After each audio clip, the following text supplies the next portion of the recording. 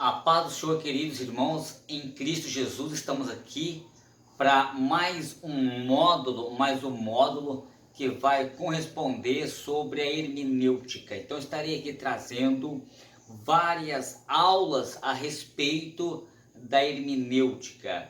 E quero desde antemão também dizer que essa primeira aula, ela será simplesmente uma aula introdutória a respeito da origem da palavra, o significado da palavra e assim por diante. Então, a hermenêutica, ela é a filosofia que estuda a teoria da interpretação, que pode referir-se tanto à arte da interpretação quanto à prática e treino da interpretação. Então, eu sou o professor Claudine Santos e estarei discorrendo com vocês essa aula importantíssima. E o interessante é que a hermenêutica tradicional, ela se refere-se ao estudo da interpretação de textos escritos, especialmente nas áreas de literatura, religião e também jurídica, de direito. Então, a hermenêutica moderna ou contemporânea, ela engloba não somente textos escritos, mas também tudo o que há no processo interpretativo. Isso inclui formas verbais e não verbais de comunicação. Então, assim como os aspectos que afetam a comunicação, como proposições, pressupostos, o significado e a filosofia da linguagem, também a semiótica. Então, a hermenêutica filosófica, ela refere-se principalmente à teoria do conhecimento de Jan Gurdjieff, que foi desenvolvida em sua obra Verdades e Método, algumas vezes, queridos irmãos, em seus conteúdos, mas como a metodologia de interpretação. Trata-se dos problemas que surgem quando está se lidando com as ações humanas, dotadas de significados e com o produto dessas ações. Então, principalmente textos, como disciplina metodológica, também oferece um instrumental para tratar de maneira eficiente problemas de interpretação das ações humanas. Então, textos e outros materiais significativos.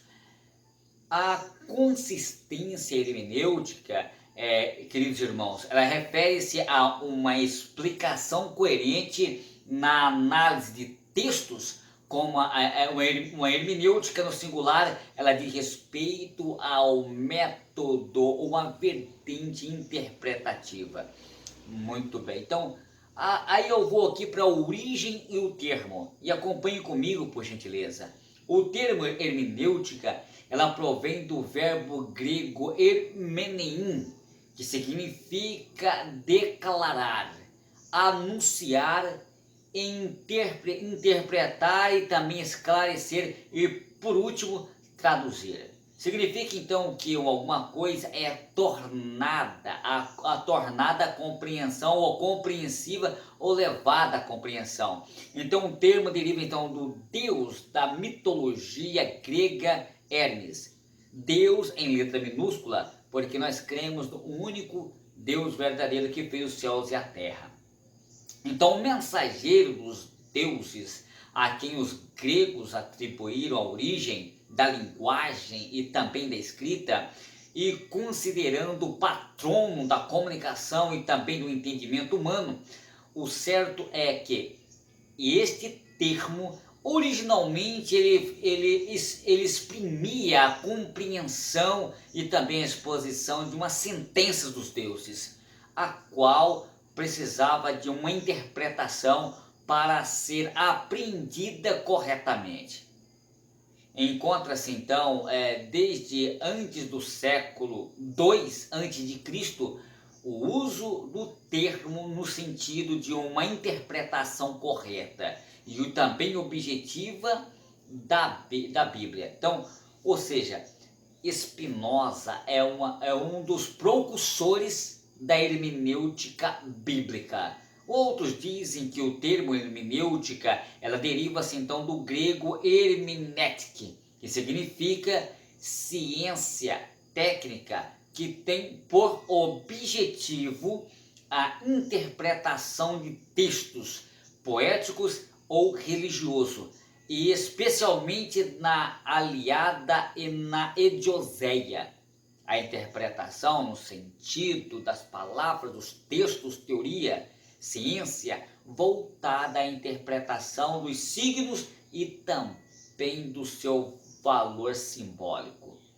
Hermes, ele é tido como patrono da hermenêutica, por ser considerado patrono da comunicação e também do entendimento humano. Então aqui eu quero trazer aqui rapidamente aqui alguns tipos de alguns conceitos, queridos. Muito bem, e isso é muito importante para nós. Quando a gente observa aqui os Frank Schleiermacher, em 1768 e 1834, no início do século XIX. Então a hermenêutica ela recebe uma reformulação pela qual ela é definitivamente que ela entra para o âmbito da filosofia. Então, em seus projetos, hermenêutica, ela coloca em uma exigência significativa. A exigência é estabelecer-se a uma hermenêutica geral, compreendida como a teoria geral da compreensão. Então, a hermenêutica geral, ela deveria ser capaz de estabelecer os princípios gerais de toda e qualquer compreensão e interpretação de manifestações linguísticas. Aonde houvesse linguagem, ali aplica-se sempre a interpretação. E tudo que é objeto da compreensão também é linguagem, hermenêutica. Então, esta afirmação, entretanto, ela mostra todas as suas ações quando a sustapõe a esta outra tese de Schleiermacher. Então, a linguagem é o modo do pensamento tornar-se afetivo, pois não há pensamento sem discurso, ninguém pode pensar sem palavras, hermenêutica, ou seja, o apostular que a unidade de pensamento e linguagem, a tarefa da hermenêutica se torna universal e abarca a totalidade do que importa ao homem. Então, a hermenêutica, então, ela é uma análise da compreensão a partir da natureza da linguagem e também das condições basilares da relação entre o falante e o ouvinte, ou seja, entre o locutor e o receptor. Muito bem. Então, queridos, outras distinções básicas foi estabelecida por Charles Marchand. Primeiro, a distinção entre a compreensão gramatical a partir do conhecimento da totalidade da linguagem do texto ou discurso, e a compreensão técnica ou psicológica a partir do conhecimento da totalidade da intenção e dos objetivos do autor, segundo a distinção entre a compreensão divinatória e também a comparativa. Nós vamos ver aqui a compreensão comparativa, ela apoia-se em uma multiplicidade de conhecimento e objetos gramaticais, históricos, deduzidos em sentidos a partir do anunciado. A compreensão divinatória significa uma adivinhação imediata ou apreensão imediata no sentido de um texto. Estas distinções, ela aponta para o aspecto da compreensão superior que se dá pela sua integração posteriormente com os trabalhos em todos os seus aspectos filosóficos. Muito bem. Então eu gostaria de falar aqui sobre a estrutura básica da compreensão. A estrutura de horizonte. O conteúdo singular, queridos, ele é aprendido a partir da totalidade de um contexto de sentidos, que é o pré-apreendido e o coapreendido. Esta é a estrutura horizonte. A estrutura circular é a compreensão, ela acontece a partir de um movimento de ir e vir em pré-compreensão e compreensão da coisa. Como um acontecimento progride em forma de um espiral. Na medida em que o elemento ele pressupõe o outro ao mesmo tempo, faz com que se passa a ir adiante. No terceiro aspecto, estrutura de diálogo.